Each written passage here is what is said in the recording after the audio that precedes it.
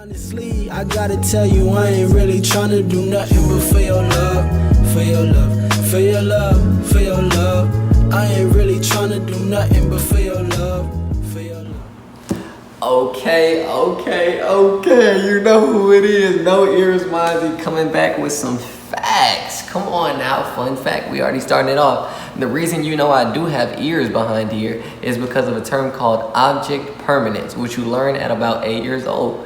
And if you want another fun fact, it's the reason why it's fun to play peekaboo up until 8 years old, because then they understand whenever your hands go like this, you don't disappear. Fun is killed, but hey, we learned something. Coming back at you, you know what I'm saying, from the sixth dimensional study. So like I said before, I need you to leave your body here and let your soul travel with me. You feel me? I need you to see this with your solar sight. Come on. So here we go. And today's topic is over pseudoscience and racism. Y'all know I had to write me another paper, so you know the wheels got. We got pseudoscience, right? Pseudoscience, and it breaks down from the Greek word pseudus, meaning false, lying, or deceived. You know what I'm saying? I know y'all got a couple pseudus people in your life, you know what I'm saying? The next word coming from a Latin origin, or meaning scientia, or scientia. Hey, I'm trying my best here. That just means knowledge or knowing. So we're gonna put those together, and we're gonna combine it to mistaken science. Easy, two-word definition. That's simple. So pseudoscience or mistaken science. Now, what is a pseudoscience? You know, what is an example of pseudoscience? Racism supposedly is an example of pseudoscience, and while I do not believe in it, I do have some facts here to prove it. Listen up. So now we broke that one down. We're gonna go into racism. Racism, I couldn't find the origins of it. I just got it back to Old English, and as y'all know, I got my notes. You know what I'm saying? So I brought it down to Old English, and basically what it means is race or people descending from a common ancestor, ism, study, doctrine, theory, or practice. You know that. You remember from the last video. I know you retained it. The belief that people descending from one common ancestor are better than the other. That's if we combine the origins, the etymologies of them.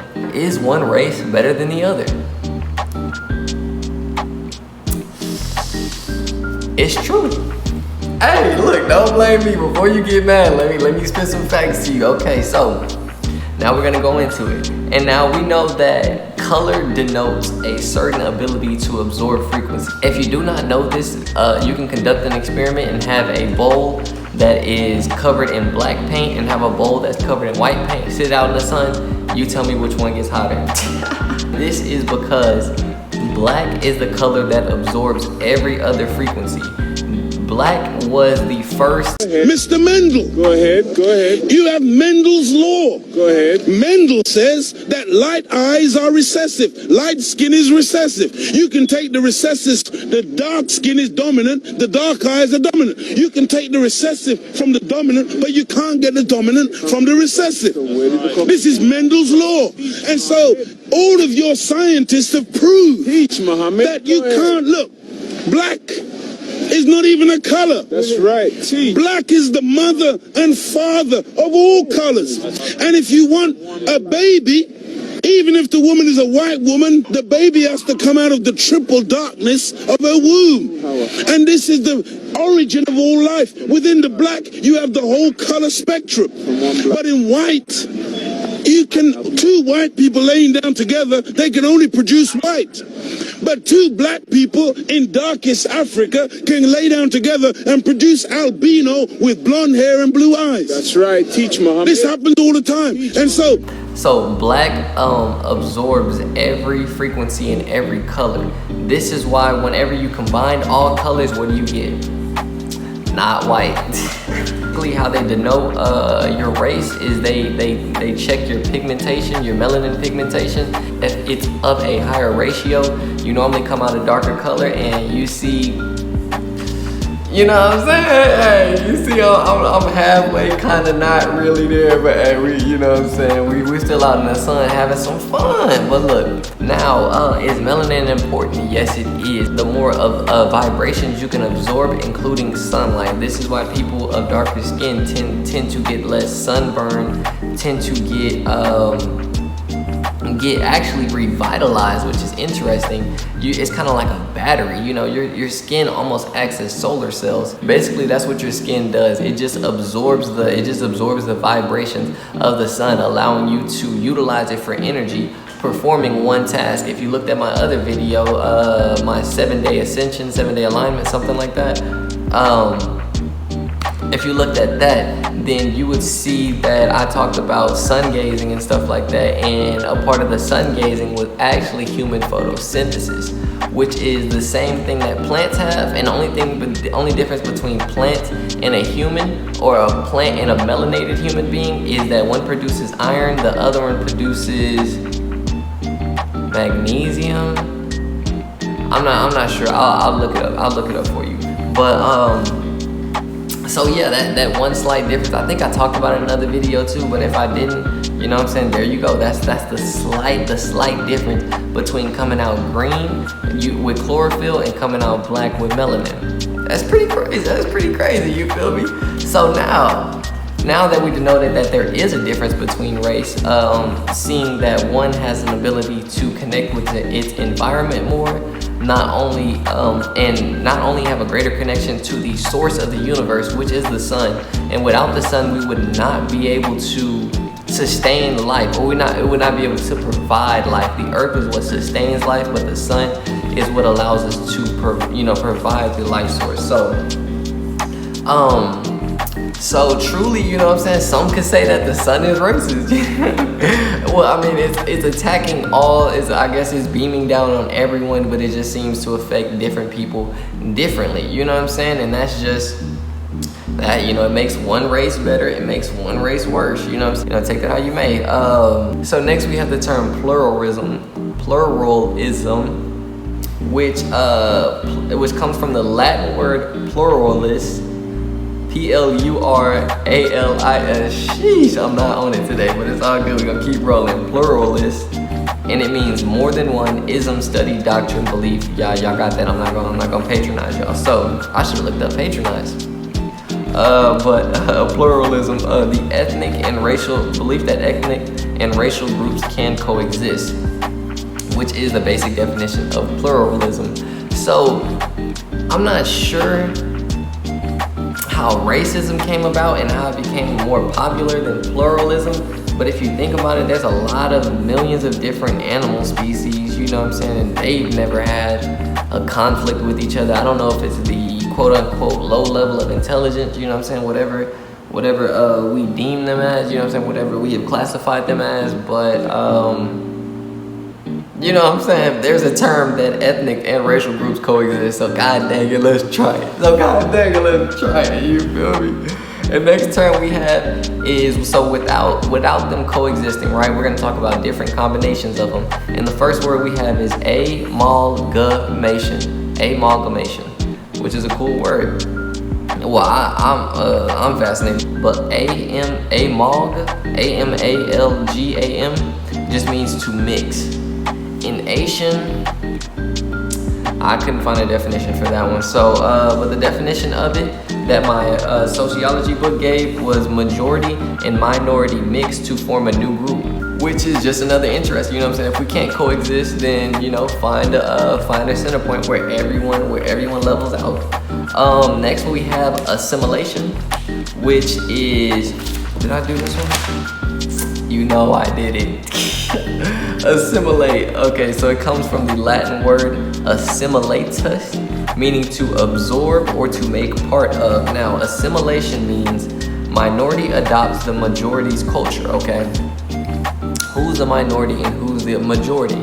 But if you look at the global statistics, you will note that the melanated race is larger in quantity, making them the majority race, and those of non-melanin or non-melanin descent are the minority. But it's interesting, if you pay attention to TV, if you've ever seen a show, if you've ever seen a movie, if you've ever seen anything that come across your screen, the color of the being behind the camera, behind the lens is being portrayed to you is actually a part of the minority, which is crazy because if that's the sense that you get of the outside world, you would think the exact opposite. So that's just interesting to think about, that they push, motivate, propagate the minority as if it was a majority.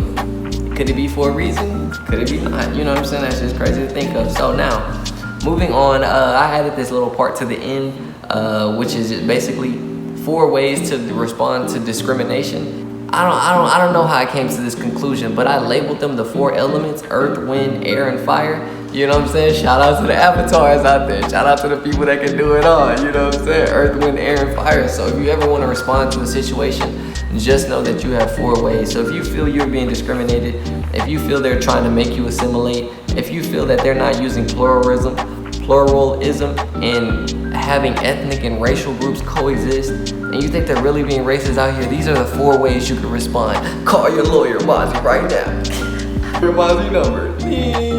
If I can get the edits to do that, that'll be pretty dope. But so the 4 ways to respond to discrimination. You have withdrawal, and this is the earth way, and I just named it the earth way because it's kind of like you're returning your body, your soul, your vessel. Remember the thing you left behind? This is withdrawal or suicide. This is just totally taking yourself out of the equation altogether. You're not here for it. It just doesn't sit right with your soul, and you cannot take it anymore. You feel me? So next we have the waterway, or just being passive and blending. You know what I'm saying? You know how water kind of takes the shape of the container that it's in. You know what I'm saying? So if you're put in an environment that's not really of your making, that means you're kind of forming to the shape. You're kind of this would be more of assimilating, right? So next we have is the air, or code switching, and the reason I said it's air because it's kind of non-tangible. You know what I'm saying? It moves as it wish. You can't really control and bend air unless you have a fan. Unless you have a fan, you feel me? But it's called code switching. Basically, comply in public and deny in private. You know what I'm saying? So do your own thing. Like with me, I'm not gonna lie, I'm kind of an airbender. You know what I'm saying? Airbender. But I'm kind of an airbender because with the mask thing, I'm not rocking with it. And I'll put a list of all the things that all the negative side effects of breathing in your own carbon dioxide all day. I'll put a list right here, and what's interesting on top of that is the negative side effects that are right here. They also help kind of lessen your cognitive ability or just critical assessment ability. Okay, so the last one we have is fire. You know what I'm saying? Full out resistance. They come to your door beating, do. Mozy, we want to give you a vaccine. Feel me? But it's fire. Reason I chose it, cause fire, you know what I'm saying, it does, you know, it desecrates, you know what I'm saying? It annihilates, so it is what it is. Okay, so one more time, the 4 ways to respond to discrimination, which is earth, or returning your body back to the earth, or withdrawal. You have water, which is being passive and just assimilating or forming to the container that you're in. You have air, which is code switch, not really tangible. You can't control it, you know what I'm saying? But you can make it appear a certain way. Fire, which is resistance, you know what I'm saying? You come with that fire flame. You know what I'm talking about? And just some more interesting things to think about. We have power and rich. So which one is more important, power or money? Because you have to think about this. People that are already rich, they do not worry about, now me myself, I'm on the way up. But this thought kind of crossed my head. People who have money, and I'm talking about real money, generational wealth. What's the name? The Rothschilds, J.P. Morgan, Andrew Carnegie. These are people who set themselves, you know what I'm saying, in the way early. Whether they did it by artificial means, black magic, you know what I'm saying, just occultist knowledge, I don't know, but the goal was first to acquire financial stability. Now I have that. What is the goal? And I think the goal after that might be to acquire power, because after you've acquired money and power, then you can make sure that you can keep both going for an indefinite amount of time.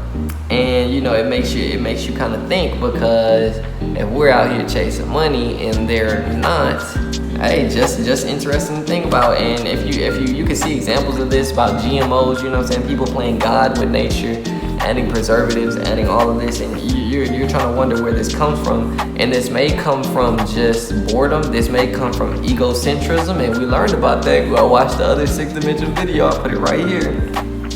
So we learned about egocentrism and the negative effects. Maybe this is a byproduct of that, maybe it isn't. So next we have a term called institutional discrimination, and basically this is unequal treatment through policies and just things like that. And we know there is no denying this one right here, that discrimination has been institutionalized, because we can see this through the 3/5 compromise.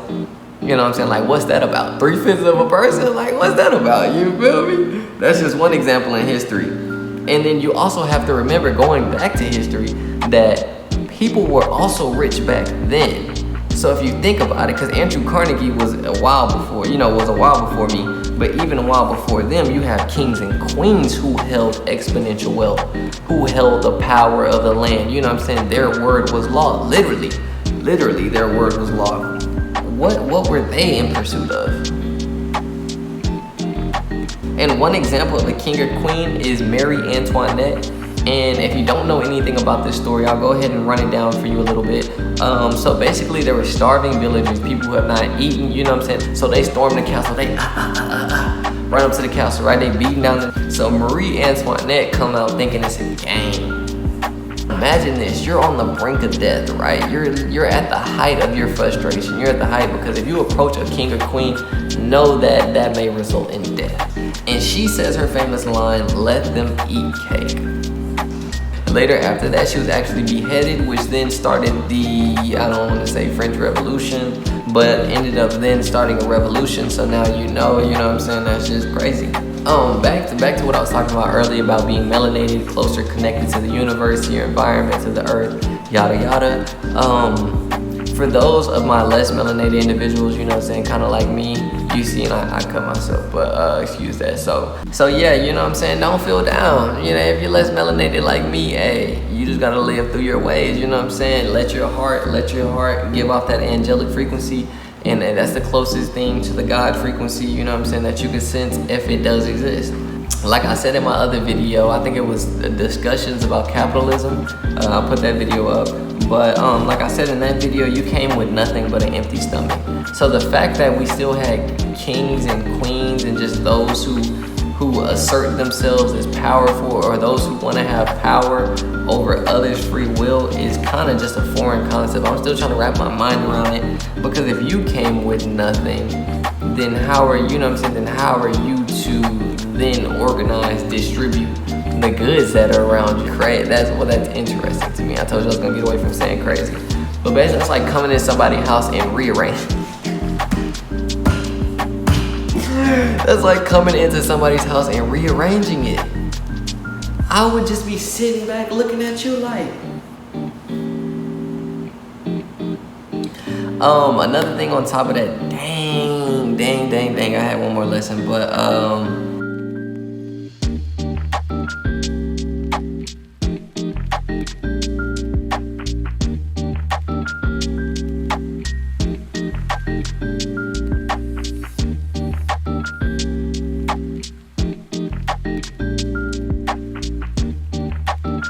okay, so you feel me? That about wraps it up, That about wraps it up. Appreciate y'all for making it this far in the video. If you did, I really appreciate it. I put a lot of time and effort to it, so I hope you enjoyed it. Got some couple wheels turning. Showed you some good words like pluralism, assimilation, amalgamation. Amalgamation, I always gotta say it slow because I will fry the word. I will fry the word, you feel me? So y'all enjoy the rest, enjoy the rest of your day, or if you're watching it at night, enjoy the rest of your night. We out for the Dystopian Society, yeah! I love you, Bobby. My chains on like a light show. Turn the lights off, hit the radio. Ain't nothing on but the radio. Like Felicio, call it keep and go.